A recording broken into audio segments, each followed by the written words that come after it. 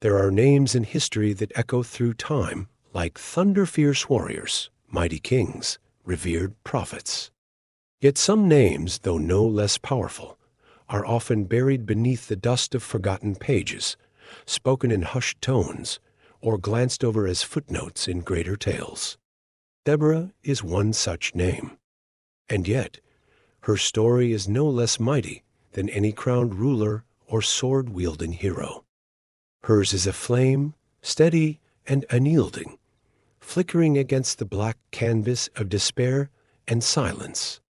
To speak of Deborah is to awaken a memory nearly lost, to reignite a truth that was once a lifeline to a nation drowning in chaos. She did not carry a sword, nor was she born into royalty. She had no political office, no military training, no army to her name. Yet, from beneath the shade of a solitary palm tree, her voice carried the weight of heaven. Her presence alone shifted the spiritual landscape of Israel, calling forth a new dawn from the depths of night. Deborah's time was not one of peace or prosperity. The pages of the book of Judges turn like a windswept scroll of sorrow, filled with cries of betrayal, disobedience, and suffering. Israel was caught in a cycle of rebellion and redemption, sin and salvation, like waves crashing endlessly on a shore of broken promises. They had forgotten the one who delivered them from Egypt. They had traded covenant for compromise. The law had become distant, the ark a relic, and the voice of God a fading echo in the hearts of the people. During this period, there was no king in Israel. As it is written in Judges 21 verse 25, everyone did what was right in his own eyes. These were the days when morality was not shaped by divine command, but by personal desire. Chaos reigned not only on the battlefield, but within the soul of a nation. The priests were silent, the tribes divided, and the once proud people of God wandered in the fog of spiritual amnesia. Oppression came like a shadow stretching across the land. Enemies arose not simply because of military weakness, but because of moral collapse. Israel, exposed and fractured, could not withstand the weight of its own disobedience. The heavens seemed closed, the prophets were few, and the leaders silent or absent altogether. The very ground seemed to mourn with the people, groaning under the heavy chains of injustice and fear. It was in this wilderness dry, desolate, and dark that a voice began to rise. Not from the city gates, where councils once deliberated, not from the battlefront where warriors sought glory, but from under a tree. A woman sat beneath it, listening, watching, waiting.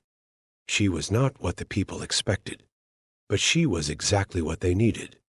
Deborah's rise cannot be separated from the soil in which it took root.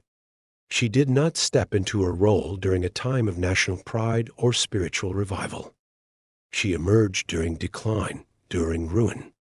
Her calling was not nurtured by public favor or institutional support. Rather, it was birthed in silence, in stillness, in prayer.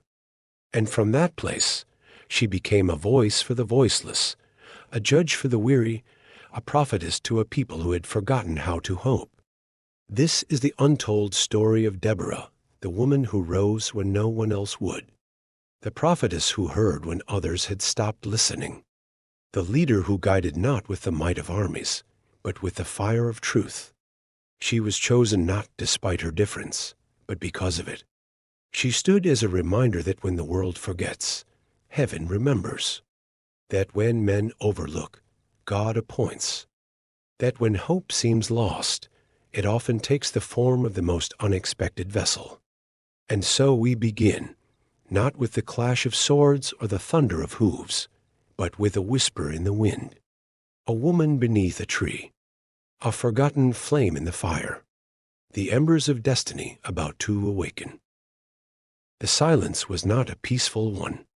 It was the kind of silence that settles over a land like a shroud, heavy, suffocating, and cold. Not the stillness of rest, but the absence of hope, the silence of unanswered prayers. of temple doors left unopened, of fathers who no longer told the stories of the Exodus by candlelight, the silence of a people who no longer looked to the hills for their help. In the days of Deborah, the land of Israel had been reduced to shadows of its former promise. The covenant once made at Sinai seemed like a distant myth. What once flowed with milk and honey now choked on the dust of despair. Under the oppressive hand of Jabin, king of Canaan, the people of God were no longer free. Jabin's commander, Sisera, with his 900 iron chariots, moved across the land like a storm. The sound of those chariots was a constant reminder that the Israelites were no longer sovereign, no longer protected. But it wasn't just physical bondage that held them. It was spiritual decay. The bondage was not only external, but internal. The Israelites had turned their hearts from God and toward idols, blending the sacred with the profane, worshiping the gods of the nations around them. The God who parted seas and crushed Pharaoh's army was no longer feared.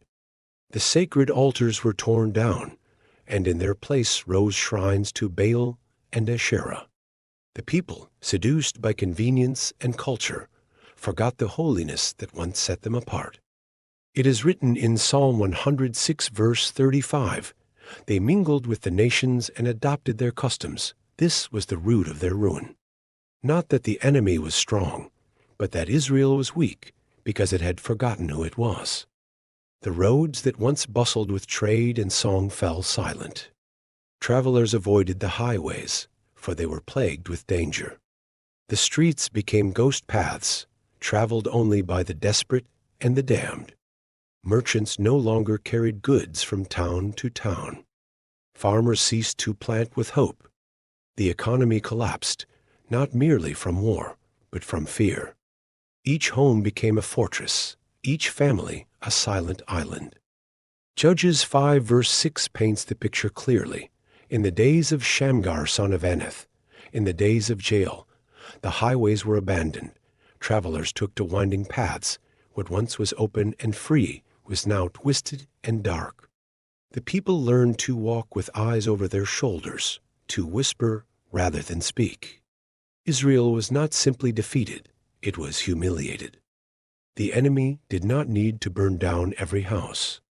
All he needed was fear. Fear did the work of 1,000 soldiers. It silenced prophets before they spoke.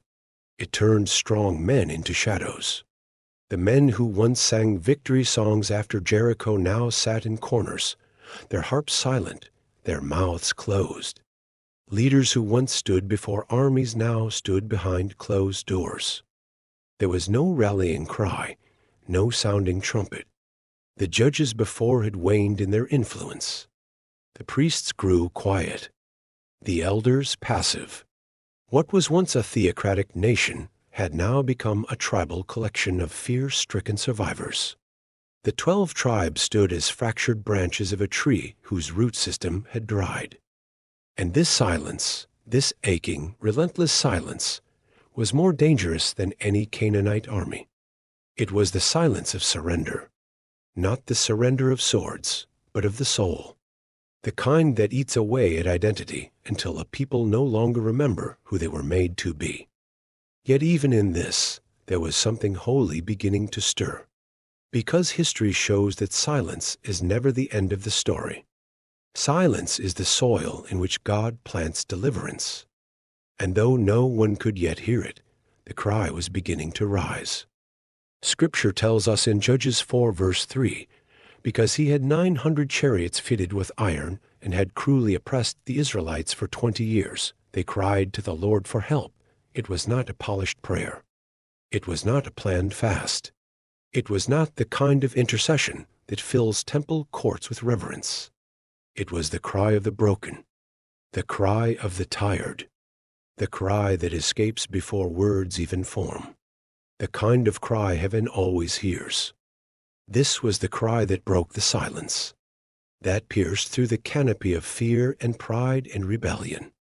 This was the cry that shook the unseen realm, that caused God to raise a woman whose voice would echo like thunder against the backdrop of human failure. But not yet. Not here. For before Deborah could rise, Israel had to fall to its knees. And before her voice could carry across valleys and battlegrounds, the land had to be emptied of every counterfeit hope. So we linger in this silence, not as an end, but as the beginning of something sacred. Because in every generation, before God sends a deliverer, he first allows the silence to do its work. The silence that strips, the silence that reveals, the silence that prepares the way for something greater than anyone could imagine.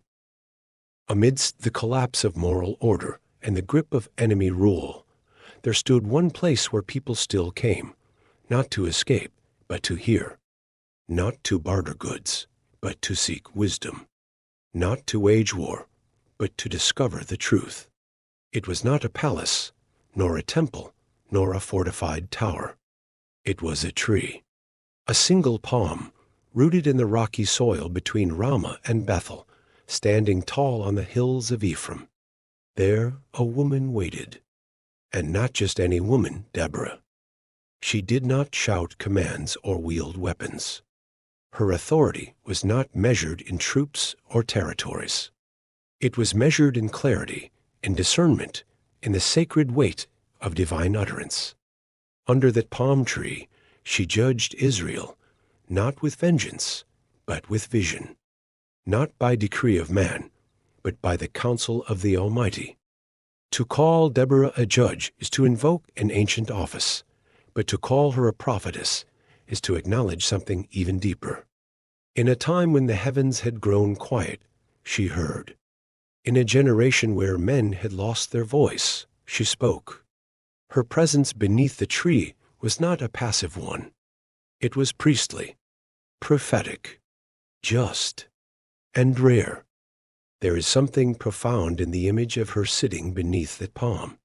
The palm tree itself, with its upright stature and evergreen beauty, was often associated with righteousness. Psalm 92 verse 12 declares, "The righteous will flourish like a palm tree. They will grow like a cedar of Lebanon." Deborah did not flourish in courts or cathedrals. She flourished in the open, under the sky, rooted in righteousness when everything else was falling apart. Her posture was one of humility and strength. People came to her, bringing disputes and questions, seeking clarity where there was confusion. And there she listened. She waited. She judged with fairness.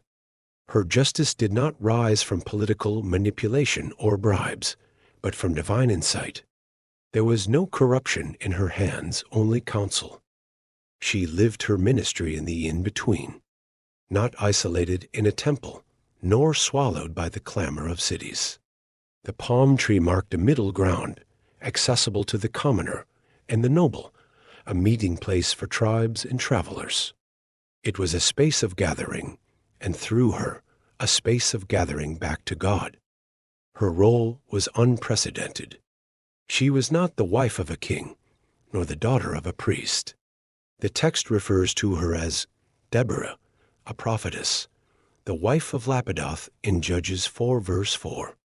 Yet, her identity was never defined by her husband's name. She stood as her own flame, her own witness. It is possible that Lapidoth himself was a humble man, supporting the extraordinary calling upon his wife, or perhaps his name only served to trace her lineage. Regardless, it is clear that Deborah was not borrowing anyone's authority. She carried her own. To be both a prophet and a judge was no small task. The prophet speaks to the people on behalf of God. The judge renders verdicts on behalf of the people. She stood at the intersection of heaven and earth, with wisdom flowing in both directions. She held the sacred tension between intercession and instruction, between divine vision and daily governance. And still, she did not raise herself. There is no record of Deborah promoting her own voice, seeking titles, or demanding recognition. She sat under the palm tree, not on a throne. Her greatness was not in what she claimed, but in what she carried. And what she carried changed nations. While warriors polished swords and kings counted horses, Deborah dealt in discernment. While men strategized with maps and spies, she watched the heart of a nation and listened for the heartbeat of God.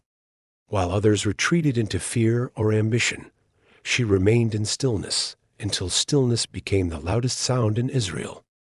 There is a kind of strength that does not roar, a kind of authority that does not threaten. Deborah's life was an embodiment of that strength. She did not have to convince people of her anointing. They knew it when they stood before her. They felt it in her presence. Her eyes held clarity.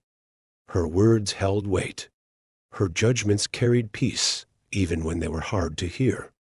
And so they came, from nearby towns, from distant tribes, from families broken by dispute, from hearts burdened by silence. They came because somewhere in the hills of Ephraim, beneath a tree whose roots reached deep, there was a woman whose voice reached higher, a woman who had not forgotten the God of Israel, a woman whose lips were not tainted by fear, a woman who did not waver between two opinions. In a world unraveling, Deborah held the thread. She did not yet raise an army. She did not yet face Sisera. That part of the story was still to come. But already she was shifting something. She was awakening memory.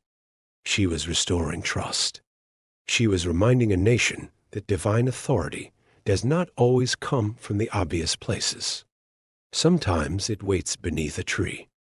And beneath that tree, Israel began to stir again. Deborah did not wake up one morning and decide to wage war.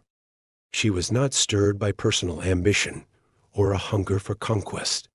She was stirred by a word, clear, divine, and urgent.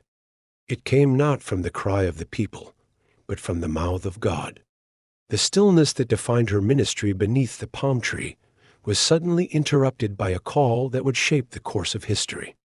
And she did not delay. The command was precise. It was not a vague sense of direction or a general inclination toward action. It was the voice of the Lord speaking to a prophetess who had long learned to discern his tone. And this time, it was not a judgment to be rendered, but a summons to battle. Go, the Lord had said, call Barak. Barak, son of Abinoam from Kedesh in Naphtali, was not a stranger to Israel. He was a military figure known perhaps for his strength, his lineage, or his past service. But Deborah's message was not a suggestion. It was a divine strategy. The Lord, the God of Israel, commands you, go, take with you 10,000 men of Naphtali and Zebulun, and lead them up to Mount Tabor, she declared in Judges 4, verse 6. The instruction was not hers. She was merely the messenger, but a messenger with the full weight of heaven behind her voice. It's important to see the contrast here. Deborah, a woman with no army, no sword, and no battlefield experience, was summoning a general to rise. But she did not summon him with human persuasion. She summoned him with divine certainty. She did not plead. She did not negotiate. She delivered, and yet Barak hesitated. In a moment that reveals the complexity of human nature, Barak responded not with immediate obedience, but with condition. If you go with me, I will go. But if you don't go with me, I won't go, he said in Judges 4, verse 8. His words were not of open rebellion, but of trembling faith. He did not question the legitimacy of the word. He questioned his ability to carry it out alone. There was something about Deborah, her presence, her assurance, her closeness to God, that made Barak unwilling to face the enemy without her. He recognized that Deborah was more than a prophetess. She was the embodiment of divine authority. Where he saw iron chariots, she saw the command of God. Where he saw Sisera's strength, she saw the Lord's plan. Barak did not lack belief in God entirely. He lacked belief in himself. And so he clung to the presence of one who never flinched. This moment is often seen as a failure of Barak, but it is also a reflection of honest humanity. How many are called, but fear rises like a wall in their chest? How many hear the command, but hesitate, not because they doubt God, but because they doubt their place in his story? Barak's request was not rooted in arrogance. It was rooted in need. He knew Deborah stood on holy ground, and he needed that ground beneath his own feet. Deborah did not rebuke him harshly, but neither did she ignore the moment. She answered with clarity, "Certainly I will go with you." She said in Judges 4 verse 9, "But because of the course you are taking, the honor will not be yours, for the Lord will deliver Sisera into the hands of a woman." Her tone was not one of punishment, but of truth. Barak would still be used, but the glory would shift. The credit would belong elsewhere. And yet she agreed to go, not for her own fame, not to take control, but to stand beside the one who was still learning to trust the voice that she already knew so well. Here, a profound spiritual principle unfolds: partnership. Divine missions are rarely carried by one alone. Even when the call is given to an individual, the execution often involves others. Deborah received the word. Barak carried the sword. Their roles were different, but their obedience was tied together. One without the other would not have fulfilled the assignment. God could have raised a leader who needed no assistance. But instead, he paired faith with courage, command with support, vision with action. Deborah's spiritual presence complemented Barak's military strength. And Barak, though hesitant, would learn to move forward by walking with someone who had already learned to walk with God. This dynamic teaches something vital. Leadership is not about dominance, it is about alignment. Deborah did not overpower Barak. She empowered him. Barak did not demand Deborah take his place. He asked her to walk beside him. In this, we see the beauty of divine partnership. When God calls, he also supplies. And sometimes his supply comes in the form of another person whose strength fills the gaps in our own. The journey to Mount Tabor had begun. The wind of battle was beginning to stir. But the real war was already being fought, not against Sisera, but within the hearts of those called to rise. Faith had been summoned. Obedience had been tested. And now, under the shared burden of divine instruction, Deborah and Barak walked forward, not as competitors, but as co-laborers in the unfolding will of heaven. The battlefield was already spoken for. Sisera's forces dominated the region with overwhelming confidence, bolstered by technology far beyond Israel's means. 900 iron chariots, a symbol of absolute military superiority, rolled across the plains like thunder. Their presence sent fear into the bones of warriors and left deep scars in the soil they passed over. No army dared to rise against them. No strategy seemed to matter. The sound of chariot wheels alone was enough to scatter hope before a single arrow could be loosed. Barak had gathered 10,000 men, as Deborah had instructed. But numbers could not erase the gap between them and the enemy. These were foot soldiers, unarmored and under-resourced, climbing the slopes of Mount Tabor with nothing but obedience and a fragile thread of faith. From a human vantage point, it was a march toward defeat. The geography was unfavorable, the weather unpredictable, the enemy confident. Every piece on the board pointed to a swift and crushing loss. But this was no ordinary battle. The Lord had written the script, and it would not unfold according to human logic. Deborah, standing by Barak's side, gave the signal, not as a military officer, but as a prophet of divine timing. Go. This is the day the Lord has given Sisera into your hands, she declared in Judges 4 verse 14. Her voice was steady, not because of visible assurance, but because she had heard the invisible command. Has not the Lord gone ahead of you? That question was not a suggestion. It was a declaration dressed as a question, meant to pierce doubt and awaken courage. At her word, Barak descended from Mount Tabor with the full force of obedience. What followed was not just a clash of armies, it was a revelation of heavenly intervention. The battle took place near the Kishon River, and in a moment no one could have predicted, the skies opened. Lightning flashed. Rain poured in torrents. The very ground beneath Sisera's iron advantage turned against him. The chariots, once unstoppable, now bogged down in the flood-swollen terrain. What was once power became a prison. The river swelled and roared, as if creation itself rose in revolt against injustice. Judges 5 verse 21 captures it with poetic intensity. The river Kishon swept them away, the age-old river, the river Kishon. March on, my soul. Be strong. The river became a weapon. The storm became a strategy. The thunder above echoed the authority spoken below. This was no coincidence of weather. This was war by divine design. The soldiers of Israel, emboldened by the turning tide, charged with fresh strength. The impossible was happening. Barak's men, though outmatched in every conventional way, pursued Sisera's forces until not one remained. The battlefield that should have told the story of Israel's failure was now the canvas of its deliverance. What happened that day was not just a military reversal. It was a spiritual earthquake. The natural bowed to the supernatural. The laws of warfare were rewritten, and the fear that had paralyzed a nation for 20 years was shattered beneath the floodwaters of divine intervention. Sisera himself fled the scene, abandoning his chariot and escaping on foot, an act of desperation that revealed just how complete the unraveling had become.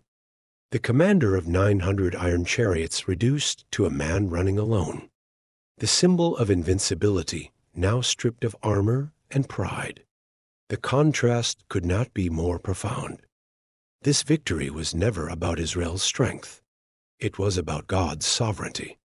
It was never about clever strategy. It was about trust. The kind of trust that leads 10,000-foot soldiers to run toward iron wheels. The kind of trust that listens to the voice of a prophetess rather than the reports of scouts. The kind of trust that stands still long enough for heaven to move, and move it did. Nature itself aligned with the word of God. The skies joined the battle. The earth answered the call. And in that moment, Israel learned that the Lord of hosts is not confined to temples or texts. He is the commander of winds and waters. He is the God who makes storms into servants and rivers into warriors. Psalm 77 verse 18 says, "Your thunder was heard in the whirlwind, your lightning lit up the world." The earth trembled and quaked. That psalm could have been written on the aftermath of this very battle. The God of Deborah was not a passive observer. He was present, involved, and unrelenting. The story of the army that shouldn't have won became the song that would echo through generations. Not because of military might, but because of supernatural mercy. The odds had been crushed. The enemy rooted. The land soaked in the rain of redemption. And in the center of it all stood a prophetess who dared to speak. A leader who dared to obey, a general who dared to believe, and a people who learned once again that when God fights for you, no enemy, no matter how fortified, can stand. She stood where others sat. She spoke where others stayed silent. And she led without ever lifting a sword. Deborah's strength did not come from steel or muscle. It came from the immovable foundation of divine certainty. She was a warrior, not in the traditional sense, but in the truest sense. Her battlefield was spiritual, her weapon was truth, and her authority flowed not from human appointment, but from heaven's hand. In a world shaped by the hands of men, Deborah's presence was both radical and necessary. The society into which she rose was patriarchal, tribal, and deeply resistant to female leadership. Decisions were made in male-dominated circles, inheritance passed through fathers, and battles were waged by sons. Yet in the midst of this world, God placed a woman in command, not to conform to the systems around her, but to transform them by her presence.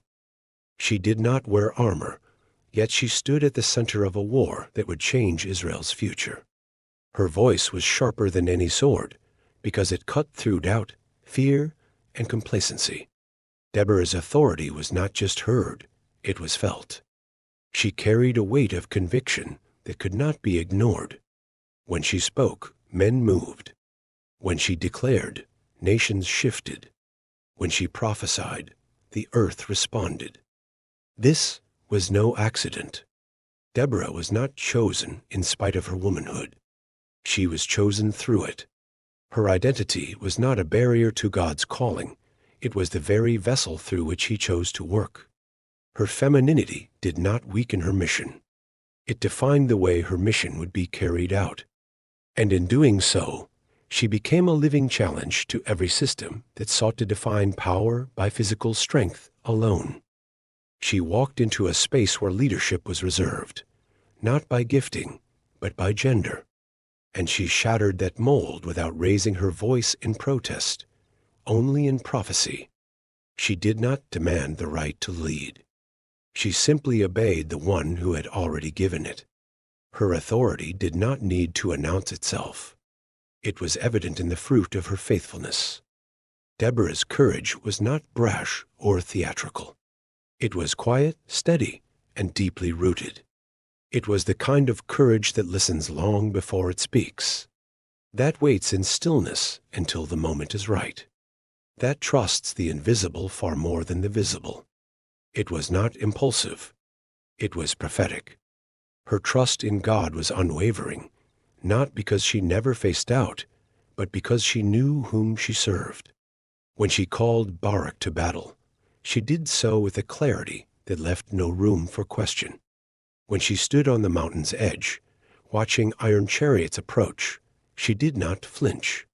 Her peace was not circumstantial. It was supernatural. And still, she never sought glory. She gave commands, but took no credit.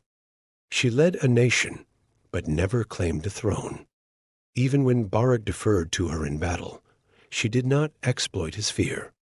She reminded him of the cost of hesitation, but she still walked beside him. She understood something many leaders forget, that the goal is not control, but completion. Her role was not to replace, but to empower. And in empowering others, her voice grew even stronger.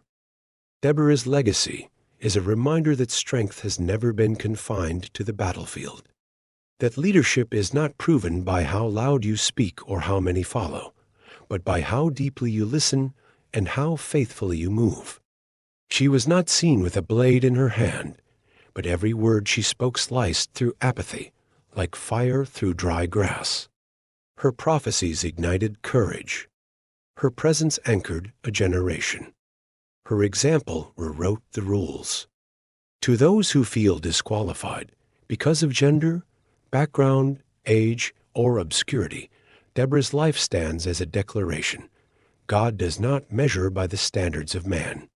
He does not call based on appearance or approval. He calls based on alignment. And when your heart is aligned with his voice, no structure, no tradition, and no system can silence what he has placed within you. She was not loud to be heard. She was not forceful to be followed. She simply stood, rooted in the knowledge that she had been called. And when the time came to act, she moved, not with the sword, but with the strength of heaven. In the story of Deborah, the battlefield becomes more than a place of conflict. It becomes a canvas upon which God paints the truth that spiritual authority always trumps physical might, that the unseen can move the seen, that a voice aligned with heaven can shift the earth below. And so, history remembers not just the warriors who fought, but the woman who led, without armor, without fear, without apology. The warrior who didn't hold a sword, but who carried something far more powerful, the word of the living God. When Sisera fled the battlefield, he was no longer the feared commander of Canaan's army. The man who once rode in an iron chariot now ran on foot, stripped of honor, armor, and direction. His army had been swept away, his chariot stuck in the mire, and his reputation broken under the weight of divine intervention. Alone and desperate, he sought refuge, not in the fortified cities of his allies, but in the tent of a woman named Jael. Her name was not known across the tribes of Israel. She had not stood beneath Deborah's palm tree, nor led troops into battle like Barak. She held no office, wore no crown, and commanded no following. In many ways, Jael was invisible to history until this moment. But invisibility to man is never invisibility to God. For in her hands lay the final stroke of a victory heaven had already declared. Jael was the wife of Heber the Kenite, a tribe that had made peace with Jabin, the king of Canaan. Her family had no formal allegiance to Israel's military campaign, and her tent was not considered enemy territory by Sisera. To him, it was a neutral place, a safe place. And so he approached, exhausted, anxious, and seeking shelter. Jael met him at the entrance and welcomed him with the calm of a host and the wisdom of a watchman. She offered not only hospitality but a plan, one hidden beneath the rhythm of routine. As Sisera entered her tent, she gave him milk instead of water, covered him with a blanket, and promised him secrecy. Everything in her behavior suggested comfort, peace, and compliance. But beneath her stillness was strategy. Beneath her calmness, courage. He fell asleep, exhausted and unaware. And while he lay resting, Jael reached for a tent peg and a hammer. These were not weapons of war. They were tools of the household, objects associated with shelter and survival. But in her hands, they became instruments of deliverance. With one swift, decisive act, Jael drove the peg through Sisera's temple, anchoring him not to safety, but to justice. This was not murder born of rage. It was execution born of revelation. Jael understood the moment, saw the vulnerability of the enemy, and acted with unflinching resolve. The battle that began on the fields of Mount Tabor ended in the quiet shadows of her tent. And in that obscure space, heaven declared victory. Judges 4 verse 21 captures it with stark simplicity, but Jael, Heber's wife, picked up a tent peg and a hammer and went quietly to him while he lay fast asleep, exhausted. She drove the peg through his temple into the ground, and he died, no flourish, no ceremony, just quiet justice, swift, unsettling, and complete. The implications of this moment are profound. God had already promised that the honor of defeating Sisera would not go to Barak, but to a woman. Many assumed Deborah was that woman. But in a divine twist, God reserved that final act for someone no one expected. Jael was not in the prophetic spotlight. She was not leading armies. Yet when the moment came, she was ready. This is how the divine story unfolds, through those who are willing to act when the time comes, regardless of their title or position. Jael did not need a vision in the night or a host of angels to understand what had been placed in front of her. She saw the opportunity, felt the weight of it, and responded. Her act reminds us that victory does not always look like a sword raised on the battlefield. Sometimes it looks like discernment in a quiet place, like knowing when to speak, when to move, and when to strike, not out of vengeance, but obedience. Jael's action may appear harsh through modern eyes, but in the context of her time, it was a bold partnership with divine justice. She ended the reign of a tyrant who had oppressed the people of God for decades. And she did it not with brute strength, but with calculated resolve. This chapter in the story also underscores a greater truth. God often chooses the overlooked to bring about the overturning. Those on the margins are not forgotten by heaven. In fact, they are often heaven's secret weapons. Jael was not the expected hero. She was not positioned by politics or fame, but she was prepared. And that made all the difference. When Barak finally arrived, Jael stepped out to meet him. Her words were simple, yet final. "Come," she said, "I will show you the man you're looking for." She did not need applause. She did not seek acclaim. She simply pointed to the finished work. This is the kind of leadership God honors. Bold, hidden, faithful. Jael's story is a call to those who feel ordinary. A reminder that greatness is not always loud. That destiny often waits in the quiet corners of life, asking only that we recognize the moment when it comes, and when it comes, to act with courage. Victory had come. The enemy had fallen. But Israel's deliverance was not marked merely by silence or stillness. It was sealed in song. From the lips of Deborah flowed not just words, but a divine declaration wrapped in poetic fire. The Song of Deborah, found in Judges chapter 5, is not a mere celebration of military success. It is a layered prophetic anthem of justice, remembrance, worship, and warning. It is the kind of song that does not fade with time, but lives, etched into the heart of every generation that seeks to understand the power of obedience and the faithfulness of God. The song opens not with boasting, but with a call to attention. When the princes in Israel take the lead, when the people willingly offer themselves, praise the Lord. Judges 5 verse 2. Deborah immediately directs all glory upward. There is no mention of personal achievement, no spotlight on her leadership or Barak's bravery. Instead, the opening lines exalt willing hearts and bold leaders. Her tone is clear. This victory belongs to God and to the people who dared to trust him. As the verses unfold, Deborah paints a vivid image of a God who moves, not from afar, but from within history itself. O Lord, when you went out from Seir, when you marched from the land of Edom, the earth shook, the heavens poured, the clouds poured down water. Judges 5 verse 4. This is not passive language. It is the imagery of divine invasion. The God of Israel is not distant. He is a warrior who rides upon the storm. Nature itself bows to his movement. Thunder, rain, and earth all respond to his presence. It is a majestic reminder that when heaven intervenes, all creation bears witness.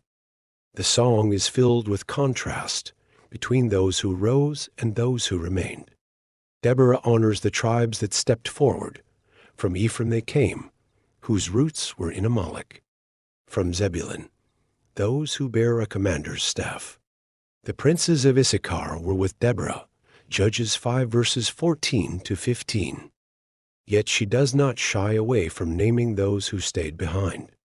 Gilead stayed beyond the Jordan. And Dan, why did he linger by the ships? Asher remained on the coast and stayed in his coves. Verse 17. It is a sobering account, not of shame, but of consequence. In Deborah's eyes, the battle was not only physical, it was spiritual. Participation was not about ability, but about willingness. This song is a prophetic mirror. It reveals courage and cowardice, faith and fear. It exalts the partnership of heaven and humanity, how divine intervention flows through human obedience. And it never lets the reader forget that moments of deliverance are invitations to remember. Because when we forget, we falter. But when we remember, we rise again. Perhaps the most striking moment comes when Jael is mentioned. Most blessed of women be Jael, the wife of Heber the Kenite, most blessed of tent-dwelling women. Judges 5 verse 24. Deborah does not minimize the act. She magnifies it, not for its violence, but for its courage.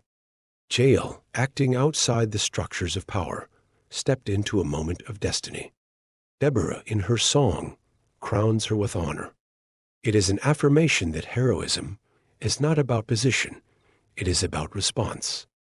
The closing verses of the song are both triumphant and haunting. Deborah shifts the focus from the battlefield to the household. She imagines the mother of Sisera peering through the window, wondering why her son has not returned. Through the lattice she looked. Why is his chariot so long in coming? Judges 5 verse 28. The irony is sharp. The woman who once waited for spoils now waits in vain. It is a poetic justice, a final stroke in a song that has already dismantled pride and lifted humility. And the final line, so may all your enemies perish, Lord. But may all who love you be like the sun when it rises in its strength. Judges 5 verse 31. It is not just a benediction.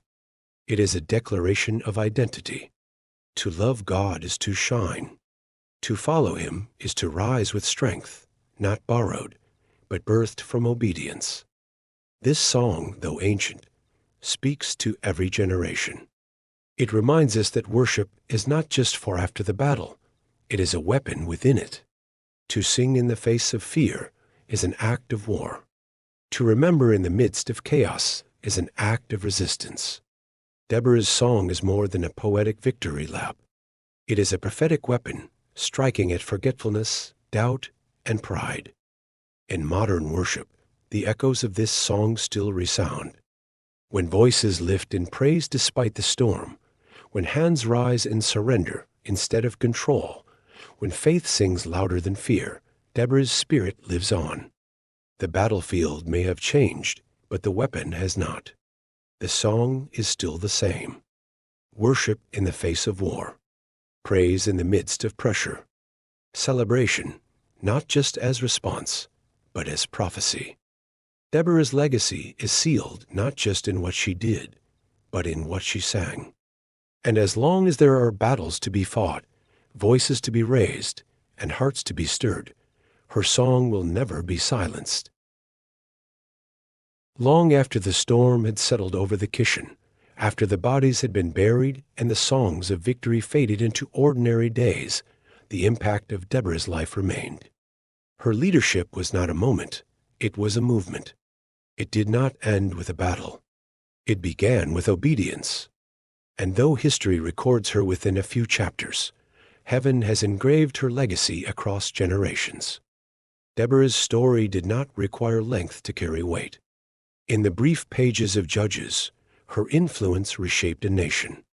But the echo of her obedience traveled farther than her footsteps ever could. For 40 years, Israel had peace after her leadership, a remarkable outcome in an era marked by constant upheaval and invasion.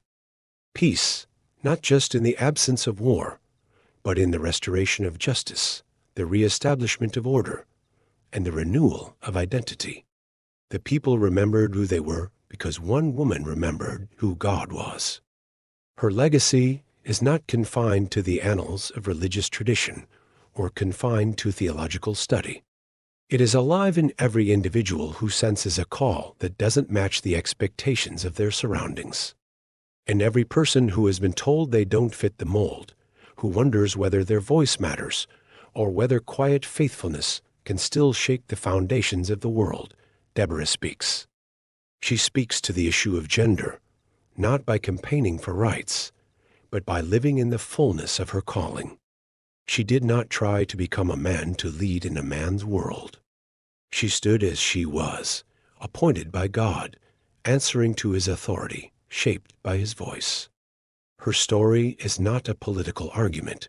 It is a prophetic example. It shows that leadership is not granted by society, but entrusted by God. And when he places his hand on a life, no structure or standard can limit what that life can accomplish. Deborah was not exceptional because she was a woman. She was exceptional because she was willing. In a time when willingness was rare, especially in the face of fear and oppression, she said yes. And her yes became a banner for generations. Her story reminds us that the measure of leadership is not visibility, but faithfulness, not control, but courage, not title, but truth. Her life is a message to those in quiet corners, those who do not hold microphones or march on stages, but who carry truth like a torch through darkness. The teachers, the mothers, the counselors, the workers, the unseen intercessors, the quiet builders of peace, these are Deborahs in every generation. The ones who sit beneath metaphorical palm trees, listening for God's voice, speaking wisdom when others clamor, and standing steady when the world shifts. Deborah's influence also redefines how we understand calling. She was not bred for battle. Her early days were not filled with signs that she would one day summon generals and direct nations. There is no record of her striving for platform or favor.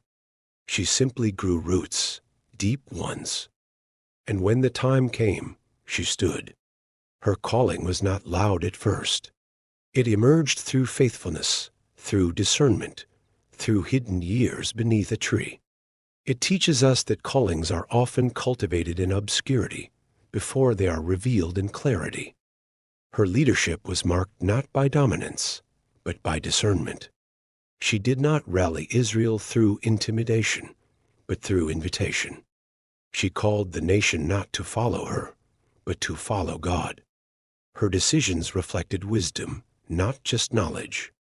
Her strength was quiet, yet unshakable, and her humility was the soil in which courage grew. To trust like Deborah is to trust without guarantees. She could not have known how the people would respond. She could not have predicted Barak's answer. She could not have controlled the outcome. But she obeyed anyway. This is the kind of trust that builds legacies, the kind that walks even when the road is unmarked, that speaks even when the words seem too weighty, that leads even when fear whispers to stay back. Today, Deborah's story is more than a historical account. It is a blueprint. For those called in ways that others do not understand. For those who feel unseen or unqualified. For those who are asked to lead not with the sword, but with wisdom, with prayer, with presence, with prophetic clarity. Her life calls them forward, not with pressure, but with promise. Not with comparison, but with courage. She did not demand influence. She stewarded it. And because of that, her impact was not limited to her lifetime. It reached beyond the battlefield and into the bloodstream of faith itself. It became part of the great narrative of how God chooses the unexpected, the overlooked, the underestimated, and gives them authority to alter the course of history. Deborah's legacy is written not in ink, but in the lives of those who rise because she rose, who speak because she spoke, who lead because she led. It is written in heaven's hand, not confined to the scrolls of judges, but breathing through every act of bold obedience in the generations that have followed. And even now, her voice still echoes, not from behind a pulpit or beside a throne, but from beneath a tree where wisdom waited and courage awoke. The dust of ancient battles may have long settled, and the song of Deborah may have echoed into silence, but her spirit has never ceased moving through time. It lives on, not in monuments or relics, but in the hearts of those who still listen for the voice of God, who rise when it is easier to hide, who judge with wisdom when the world begs for compromise, and who carry courage not as noise, but as conviction. The spirit that rested upon Deborah was not confined to her century. It was not limited by geography or culture or gender. It was the very breath of heaven, moving through a willing vessel, bringing clarity in chaos, justice in oppression, and leadership in the wilderness. And that same spirit still moves today. There are Deborahs in every generation. Not all sit beneath palm trees, but they sit at hospital bedsides, in classrooms, in courtrooms, in homes filled with quiet strength. They stand at the edge of battles that may not involve iron chariots, but which carry weight all the same, battles for justice, for truth, for identity, for peace. They may not wear the robes of judges, but they carry discernment in their speech and direction in their presence. This spirit moves in boardrooms where integrity rises over ambition, in ministries where wisdom flows before platform, in conversations where encouragement cuts through despair. It lives in those who walk slowly enough to hear God and boldly enough to act on what they hear. It is a spirit of discernment, not reactive, but revelatory. Deborah didn't lead because she had all the answers. She led because she knew where to get them. In an age of noise, her stillness became the conduit for divine guidance. That same stillness remains a key today. The world demands speed, but heaven values surrender. And to hear what God is saying requires the posture Deborah modeled: attentiveness, humility, and trust. It is also a spirit of courage. Courage that does not ignore fear, but chooses not to bow to it. Courage that steps forward even when support is uncertain. Courage that speaks truth in the face of cultural pressure. Deborah's courage was not born from self-confidence. It was born from God-confidence. She did not need permission from man, because she had already heard from the King. That kind of courage still transforms lives. It still breaks systems of fear. It still births movements of change. And it is a spirit of divine connection. Deborah did not move without revelation. She did not speak from impulse or agenda. She was connected, rooted not just in knowledge, but in relationship. This intimacy with God is what made her effective. The greatest leaders are not the most charismatic, but the most connected. They know the sound of heaven, and they refuse to echo anything else. Today, the world still groans under the weight of confusion, injustice, and fear. Roads are abandoned in different ways, through division, distraction, and despair. The cries for justice still rise. The silence of leadership still lingers in many places. And yet, God still responds, not always with thunder or spectacle, but with a whisper, calling unlikely people to rise. People like Deborah. He is still calling those who are overlooked by institutions, but chosen by heaven. Those who may not see themselves as leaders, but who carry a flame of truth that refuses to go out. Those who have been content to wait under the tree, but are now being called to walk to the battlefield. The same God who summoned Deborah, who empowered Jael, who sustained Barak, still moves through human vessels today. This chapter is not just about remembrance, it is about impartation. Deborah's story is not a closed book. It is a living invitation to lead with wisdom, to speak with courage, to act with integrity, to judge with fairness, to listen with clarity, to believe that what is within you, when yielded to God, can change more than you know. You do not need a sword to be a warrior. You do not need a title to carry authority. You do not need applause to be effective. What you need is what Deborah had: faith in the voice that called her, and a willingness to say yes. This is the hour for Deborahs to rise, not to imitate her journey, but to carry her spirit, to walk in the same authority, anchored in the same truth. Because the spirit of Deborah is not about one woman's story. It is about God's pattern, His preference for using the unexpected, His desire to partner with the faithful, His ability to turn stillness into a revolution. And so, as the final notes of her song fade into the background, a new song begins. It is the sound of footsteps rising from the dust, of voices long silenced now speaking again, of strength rediscovered in those who once felt small. It is the sound of Deborah's legacy alive in you. If this message spoke to you, if the story of Deborah stirred something in your heart, don't let it end here.